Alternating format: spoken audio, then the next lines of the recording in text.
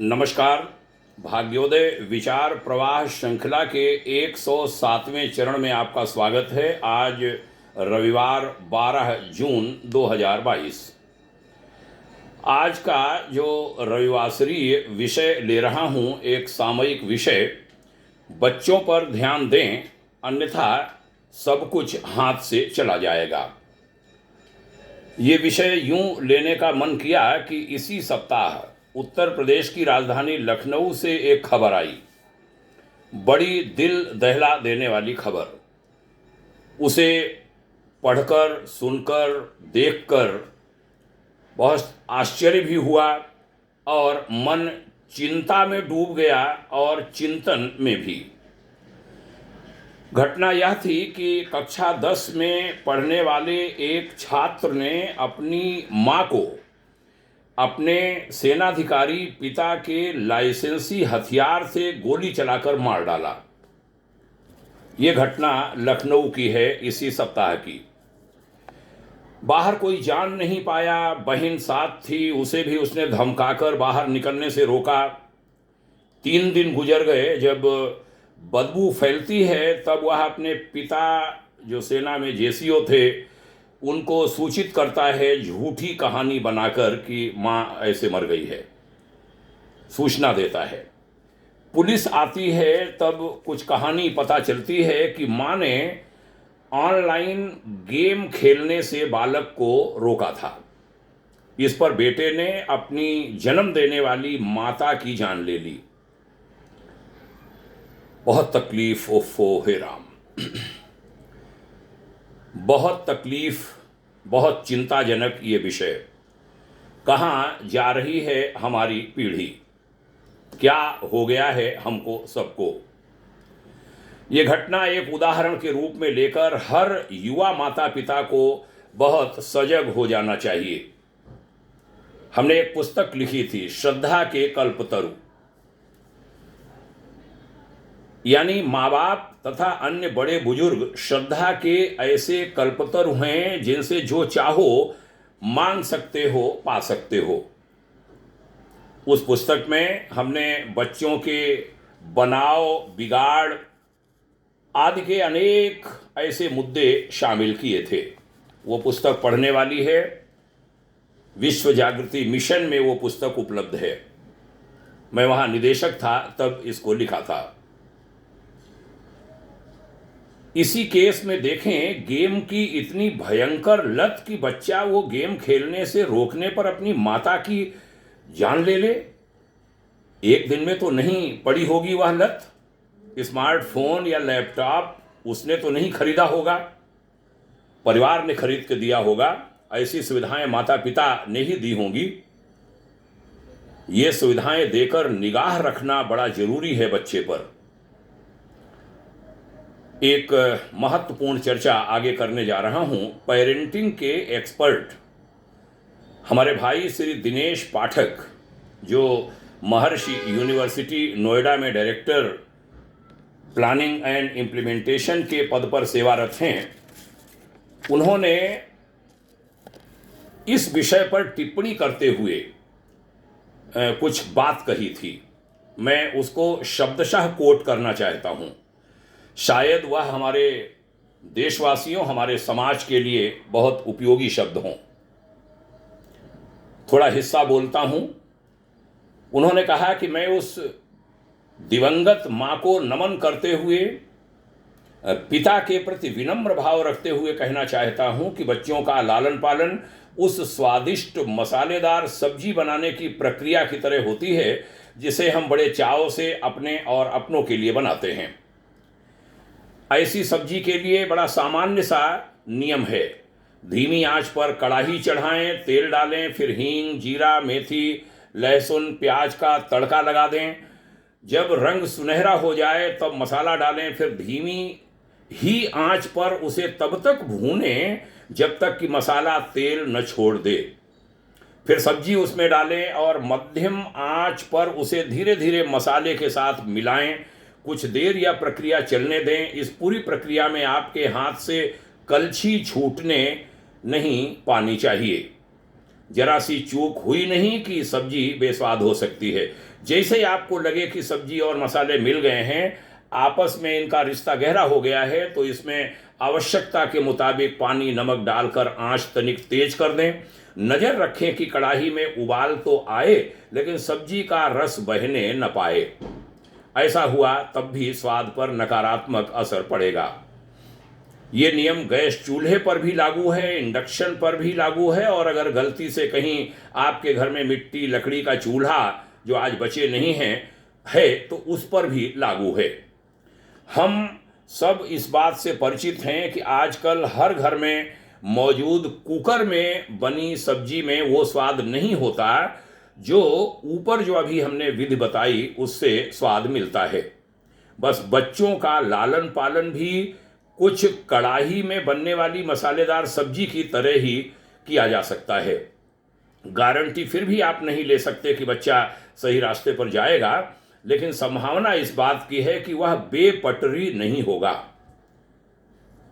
आजकल हम कहीं भौतिकवाद में, कहीं पैसों के प्रदर्शन में, तो कहीं अत्याधुनिक दिखने के दबाव में बच्चों को दे तो सब कुछ रहे हैं, लेकिन बंद कुकर की तरह सारी सुविधाओं के साथ उसे कमरे में छोड़ दे रहे हैं। फिर भाप निकलने की जगह न मिलने की वजह से कई बार कुकर फटने के हादसे हम सब ने सुने हैं। जानते हैं क्यों? आप सब जानते हैं कि अगर कुकर की सीटी और भाप निकलने के रास्ते की सफाई नहीं की गई तो हादसे तय हैं कुकर से। ठीक इसी तरह बच्चों को सुविधाएं दीजिए, जरूर दीजिए, लेकिन उन्हें कमरे रूपी कुकर में मत छोड़िए। कड़ाही में सब्जी की तर्ज पर उसके बचपन को पकने दें, उन पर नज़र रखें। उस कमरे में अनिवार्य रूप से जाएं जहां बच्चा सोता है या सोती है। पढ़ाई की जगह जरूर विजिट करें, समय समय पर उसका बस्ता, अलमारी, बिस्तर की जांच पड़ताल भी करते रहें। और अंतिम बात यह कि बच्चों के साथ आप समय गुजारें, उनके आज की दिनचर्या उनसे पूछें और कल का प्लान भी उनसे डिस्कस करें। दोस्तों के बारे में बात करें, वो किन से मिलते हैं, कौन उनके दोस्त हैं, और पढ़ाई की योजना पर भी उनसे बातें करें। आगे कहा कि और हाँ, 2-4 प्रेरक किताबें अपने आसपास जरूर रखें। बच्चे वही करते हैं जो बड़ों को करते हुए देखते हैं। अगर आप घर में गीता, रामचरितमानस, कुरान, बाइबिल रखते हैं, पढ़ते हैं, तो प्रबल संभावना है कि बच्चों की रुचि भी उसमें जाग जाएगी। अगर स्वामी विवेकानंद, स्वामी रामकृष्ण परमहंस, आचार्य श्री राम शर्मा जैसी हस्तियों को पढ़ेंगे तो संभव है कि आपके बच्चे भी उन्हें पढ़ना शुरू कर दें। कोई फर्क नहीं पड़ता है कि आप कितने व्यस्त हैं। थोड़ी कमाई कम कर दीजिए, लेकिन प्लीज व्यस्तता का बहाना मत बनाइए।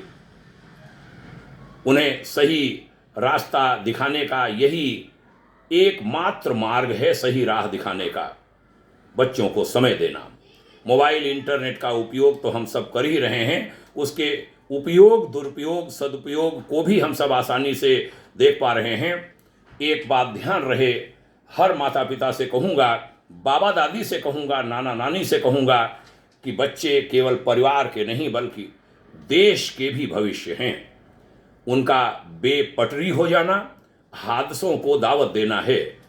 वह हादसा न केवल आपके साथ होगा, परिवार के साथ होगा, बल्कि वो देश के लिए बड़ा हादसा होगा, देश को भारी हानि पहुंचाएगा।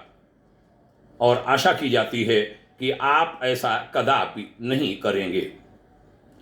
यहाँ मैं कहूँगा कि पेरेंटिंग के एक्सपर्ट भाई दिनेश पाठक से, जिनका मन कर रहा है कि और बात करें बच्चों के बारे में मार्गदर्शन मांगने के लिए, वह dpathak 0108@gmail.com पर संपर्क कर सकते हैं।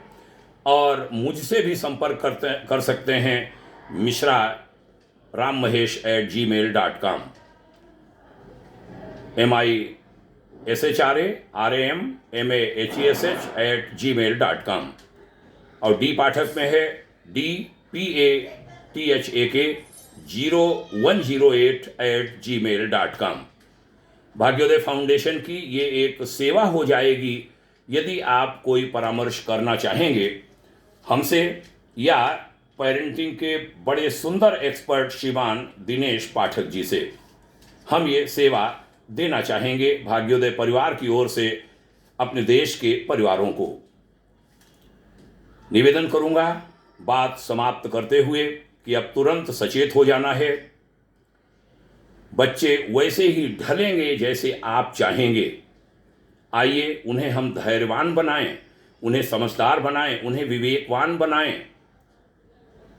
उनको पूजा के स्थान पर थोड़ी देर बैठाइए, उनको एक आध्यात्मिक वातावरण देने का प्रयास करिए, ये बहुत आवश्यक हो गया है। उनको बाबा दादी से मिलवाइए यदि वह हैं, नाना नानी से मिलवाइए यदि वह हैं, ताऊ ताई से मिलवाइए, जो बड़े लोग हैं उनसे मिलवाइए, उनके संपर्क में रहें, उनको जीवन से जोड़िए। मैं यहाँ ये भी कहूँगा कि बहुत घुमाते हैं हम बच्चों को लंदन, पेरिस, ये महानगर, ये पर्यटन केंद्र, अमुक यहाँ वहाँ। उनको गांव दिखाइए, उनको खेत दिखाइए, उनको किसान दिखाइए। जिसने किसान का पसीना बहते हुए नहीं देखा, जिसने गेहूं की फसल नहीं देखी, बालियां नहीं देखी, वो कैसे जानेगा गेहूं के दाने की कीमत को। यहाँ बात फसल की हो रही है, ये जीवन भी एक फसल है और फसल से अनेक बालियां निकलनी चाहिए। अनेक गुना जो आपके हमारे माता पिता का, पूर्वजों का दिया हुआ जो है उसमें बढ़ोतरी हमारा बच्चा करे, वैसा बच्चा हमारा बनना चाहिए, न कि ऐसा कि बच्चा अपनी माता या पिता की हत्या कर दे। बेहद चिंताजनक विषय है यह। आइए हम सब बच्चों को सही दिशा की ओर ले जाएं, अच्छे साहित्य से उन्हें जोड़िए, उन्हें श्रेष्ठ महापुरुषों के संपर्क में लाइए, महापुरुषों के साहित्य का उनको अध्ययन कराइए। ये गेम गेम गेम अच्छी बात होगी, एक सीमा भर सब कुछ अच्छा लगता है, लेकिन ऐसा कुछ हो जाए कि वह व्यसन बन जाए, नशा बन जाए, कि माता या पिता उसको गेम खेलने से रोकें तो वह इतना हिंसक बन जाए। वो भी 10वीं क्लास का बच्चा, क्या उम्र होगी, 14 साल, 15 साल। बेहद चिंताजनक चिंतन का विषय। आइए हम सब लखनऊ की इस घटना से सीख लेंगे और सजग हो जाएंगे। ऐसे संकल्प के साथ आज की चर्चा का समापन करता हूं। आपने ध्यान से सुना, इसके लिए धन्यवाद। आपको हमारा प्रणाम। जय हिंद, शुभकामना। ओम शांति।